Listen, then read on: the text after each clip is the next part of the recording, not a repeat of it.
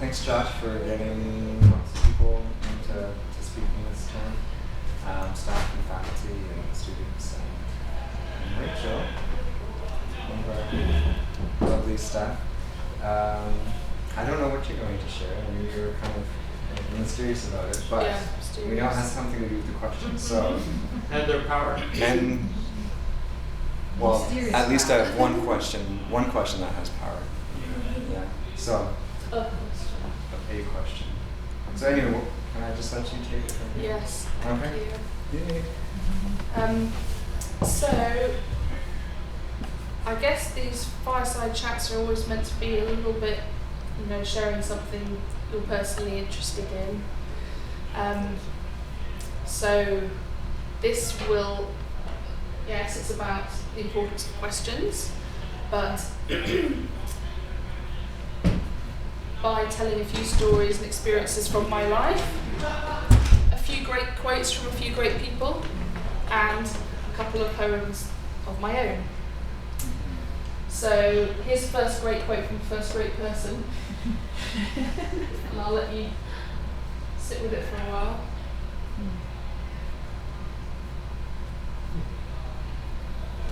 So Rumi, Sufi mystic and poet, said, "Sell your cleverness and buy bewilderment." So I was thinking about our endeavour here at university. We're here to ask questions, to learn and explore and grow, but most of us don't always find that the easiest endeavour. Not many of us really like bewilderment. That's why I think this is powerful, like what? I didn't come here to be bewildered, So most of us probably enjoy answers more than we do questions that lead to them. Most of us like knowing and understanding. I know I do, which is why I wanted to talk about this. But we all know as well that we need good questions if we're ever to find answers that are worth their salt. And if we really want to learn, then we have to put up with a certain amount of bewilderment to get there. So kids, of course, are great at asking questions. If you've been around children, you know this. And naturally full of curiosity.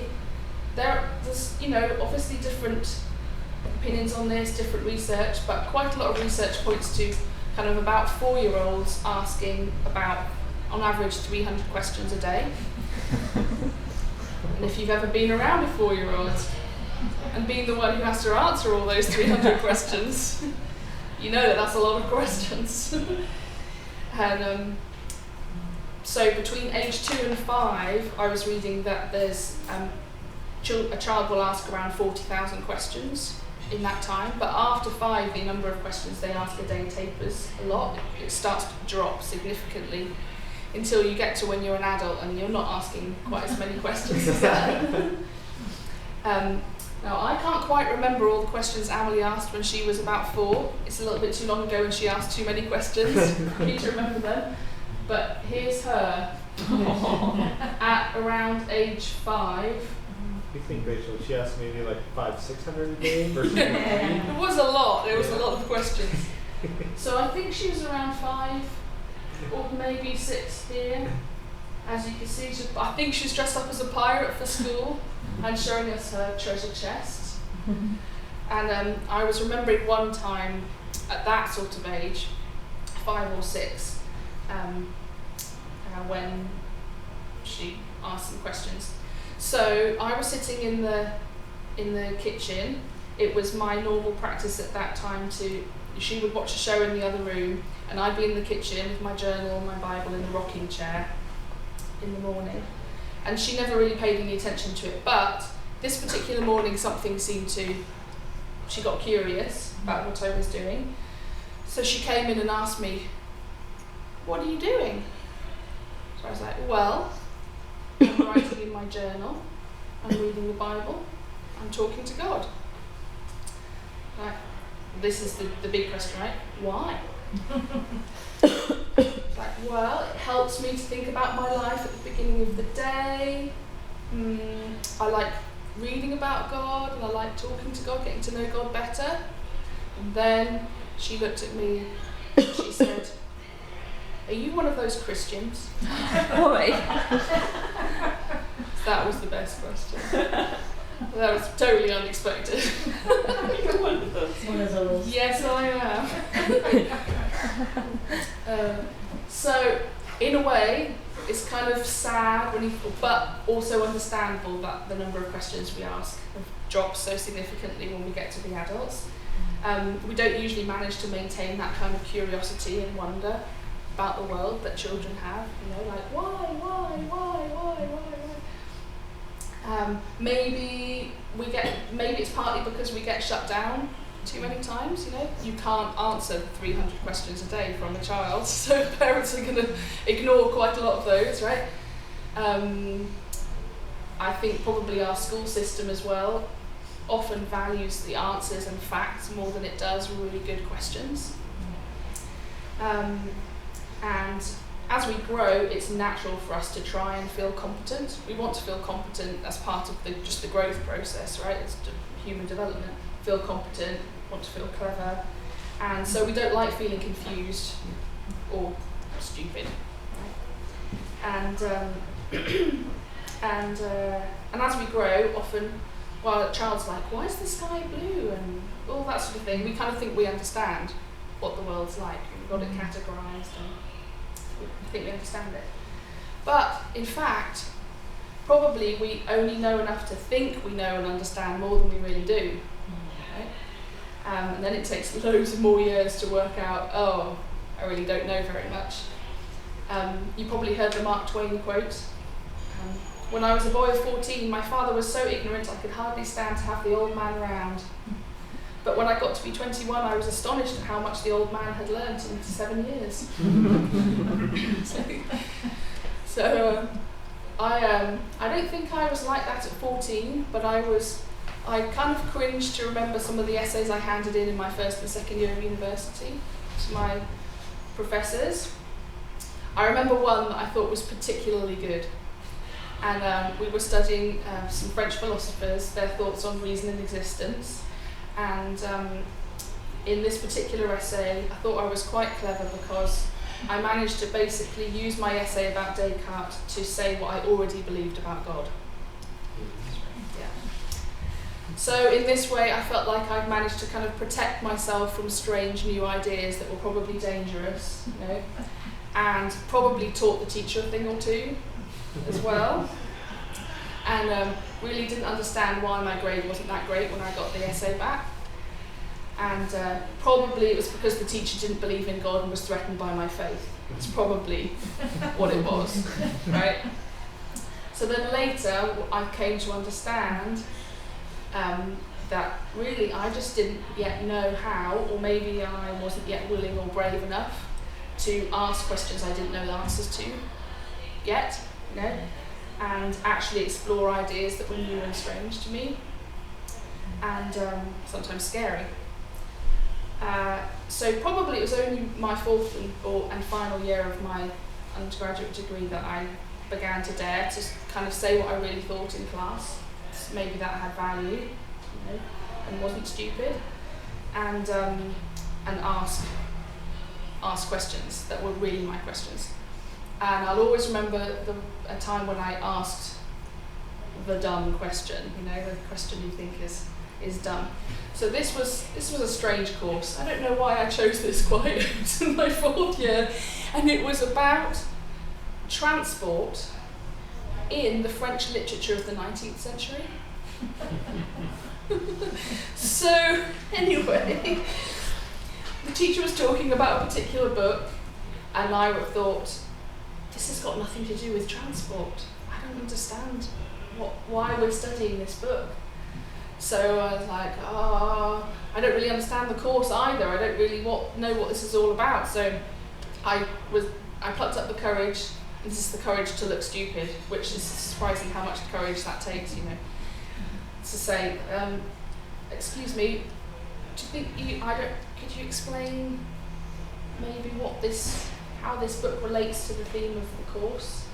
And for a moment, he looked a little exasperated, kind of like, really? And then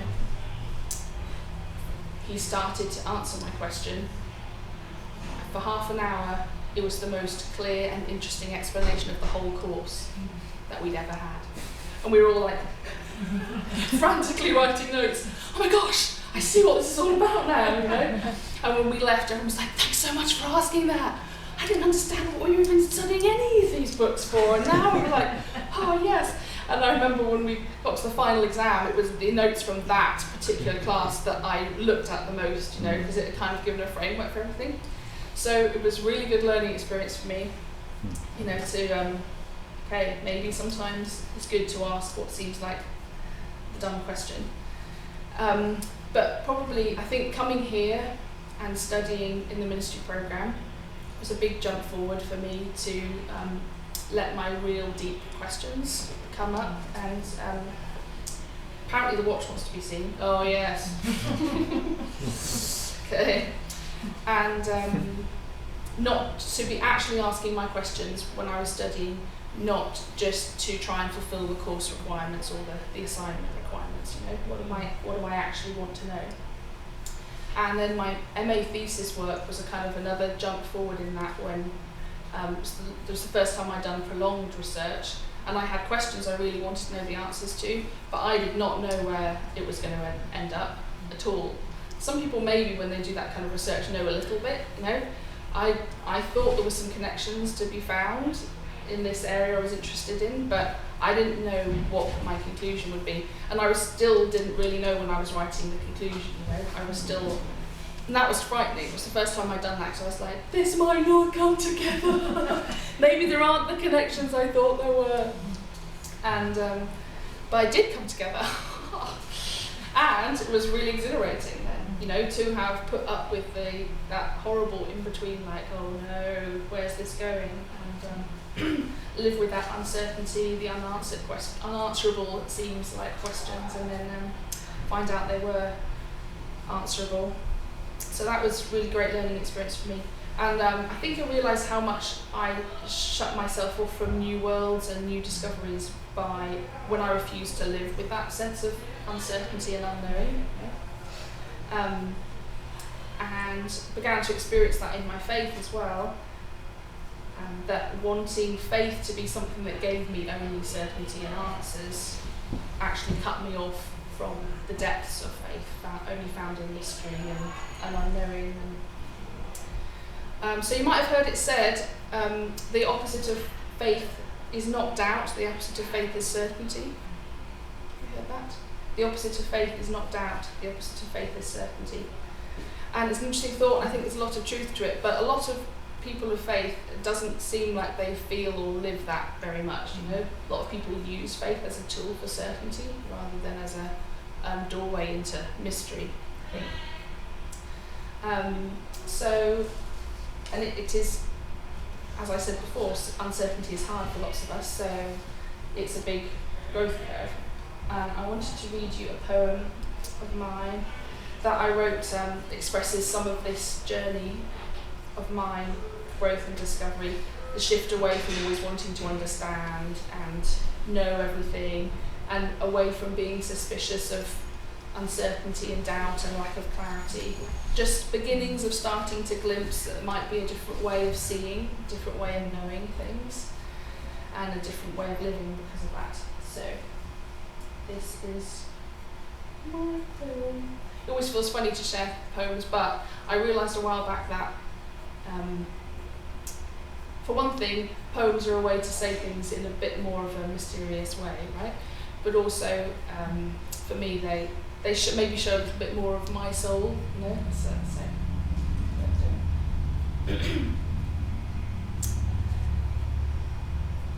If this be a kindly mist, then I wish to surrender to it, fall into its unclarity and darkness as into a soft and giving sleep. But it must be love. It must love me like no other and cause me to love in return, to love the mist itself and the shapes that rise in it, bodies softened, hard lines blurred. If this mist be love, I wish to view all things in and through it. I wish never again to see clearly, boldly, singly. I wish never again to see the world divided, sorted, sifted, but joined, surrounded, lost in obscurity together. May the mist be thick enough to hide from me my own hands, left from right, right from left, good from bad, right from wrong, so that I can move unself-conscious, unobserved and unnoticed. Should I feel myself tugged at by a hidden hand, toyed with, pushed and pulled, twisted round to face what? Let me give in to the swirl, fold, whisper, and find myself taken in, encircled, embraced, and at last lost.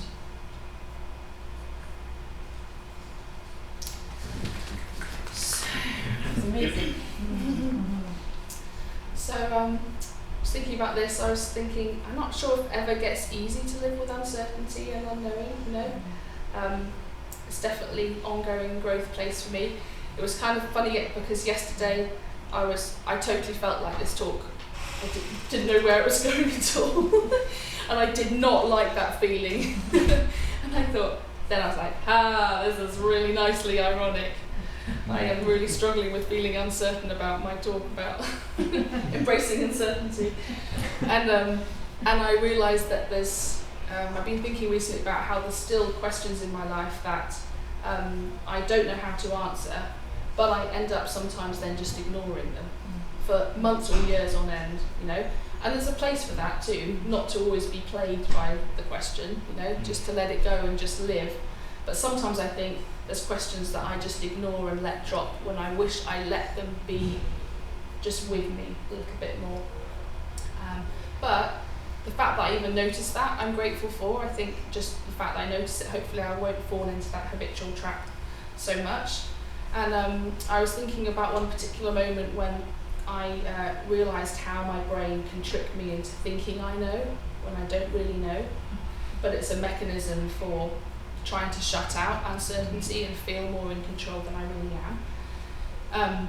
Probably all know this mechanism yourself, you might recognise it. So after we had Amelie, I think most of you know already, we tried to have another child or more children, it didn't work.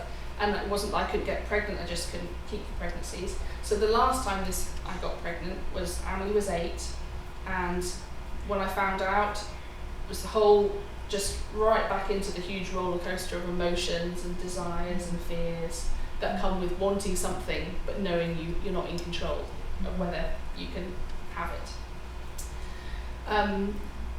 More than other times, I feel like I was maybe a bit more able to feel just what I was feeling. That I was afraid, I was longing, I was sad, and maybe that's one reason why I noticed my brain patterns more clearly, my mind games, and they were sometimes I noticed my thoughts would do this. It'd be like I'd be thinking, this is just going to turn out the same way it did last time when it didn't work. There's no point even hoping. It's exactly the same. I can tell. I know. And then at other times, my thoughts would sound more like this. There's something different about this time. I feel different. And I think that means it's going to be okay. And then I'd be like, I know it's going to be okay. And then, after flip-flopping back and forth between those two positions, I had this moment of realisation, and it was simple but profound. I just didn't know what was going to happen. I actually didn't know, and there was no way of knowing. And it might sound like small comfort, but actually it saved me a whole lot of angst and kind of wasted, frantic thinking. It was like I just came to the peace with the fact I don't know. I actually don't know. My brain tries to think it knows, but it really doesn't know. And instead of trying to know and find this false comfort in this totally phony kind of made up certainty, I've just felt able to let it go and just let it be what it was and what it would be. And more than I think I'd ever experienced before, that somehow allowed me to experience the presence of peace and God, presence and peace of God with me, just as I was and as things were and as they would be, not trying to fix or control it in any way, but just, or not trying to numb the pain, you know, just it was, and somehow I just felt alive and peaceful and loved, even while I was feeling afraid and longing, you know, and ultimately as I grieved afterwards when I did know what was happening. So thinking about that process again, remembering what it was like, I remembered this quote, Elizabeth Elliot, who I wouldn't now really like much else what she wrote, but I really like this quote. I do know that waiting on God requires the willingness to bear uncertainty, to carry within oneself the unanswered question, lifting the heart to God about it whenever it intrudes upon one's thoughts. It's easy to talk oneself into a decision that has no permanence, easier sometimes than to wait patiently.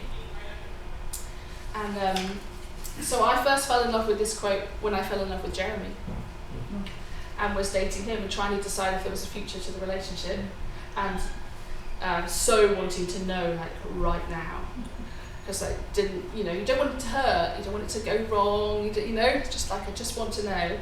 And but this was my first like real experience of glimpsing that invitation to bear the uncertainty and lift my heart to God instead of trying to reach a premature but false resolution. And of course the answer came in the end. 17 years, blissful marriage, no pain at all. Yes, lovely mixture of joy and pain. So, one thing I really like about this quote is that it highlights that part of asking good questions is waiting for the answer. There's always some level of waiting.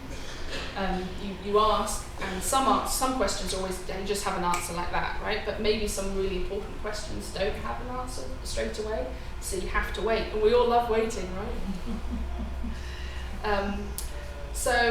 Just before the thing I want to finish with is one last poem of mine called A Good Question. So you can tell how it's related to this topic. But before that, I guess I was thinking about us here at SSU and questions and how important they are, and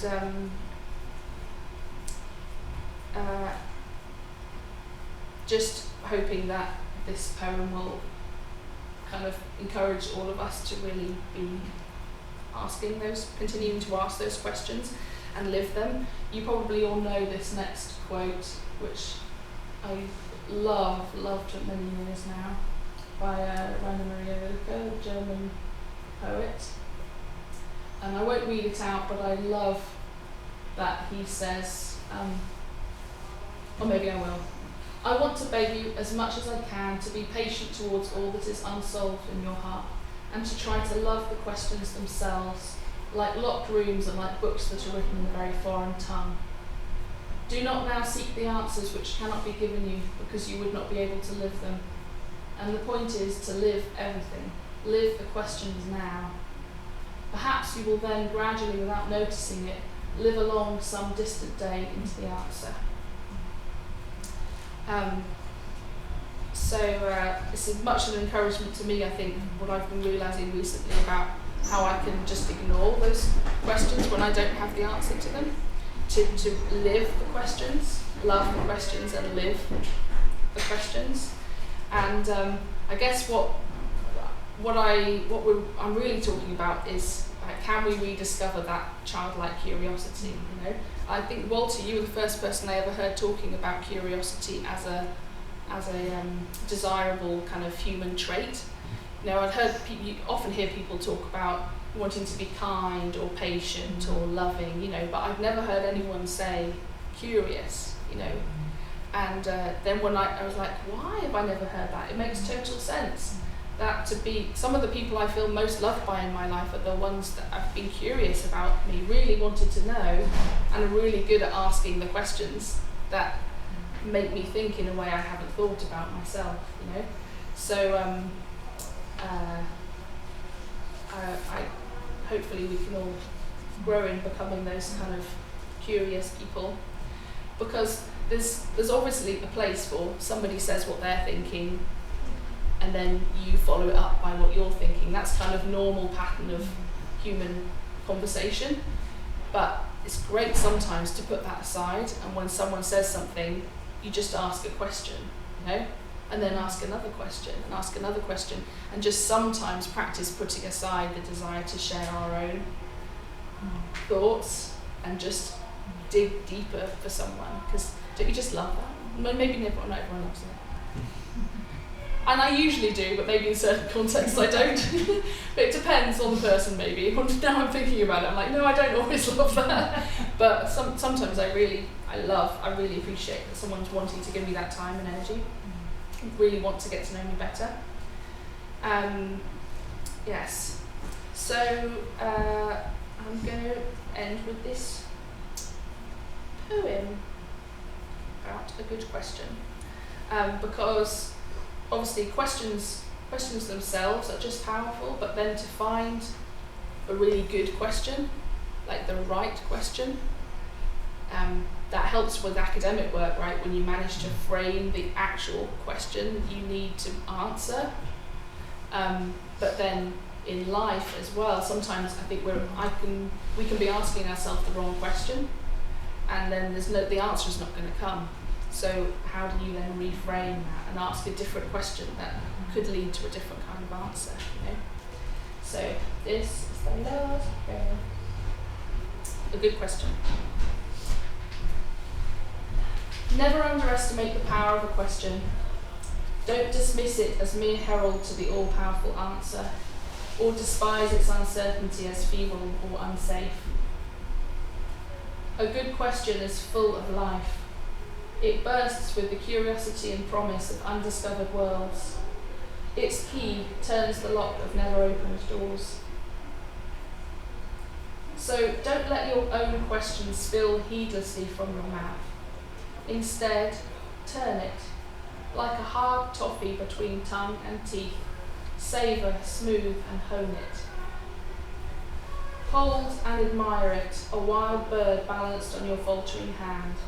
And when you release it to another's charge, be ready for it to return to you, unfamiliar, changed beyond recognition, and pulling in directions you did not predict or desire. Learn to listen, just listen, and to let answers be extended questions.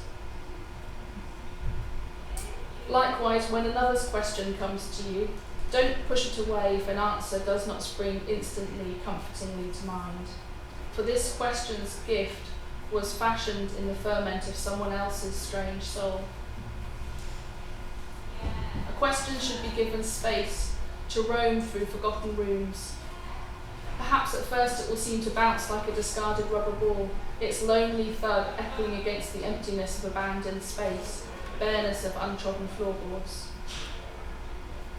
But refrain from picking it up to thrust again into a cosy pocket, and its ricochet will knock open closets, spill chests, split windows, drawing invisible arcs to connect random points, until the tangle of lines suddenly reveals a picture.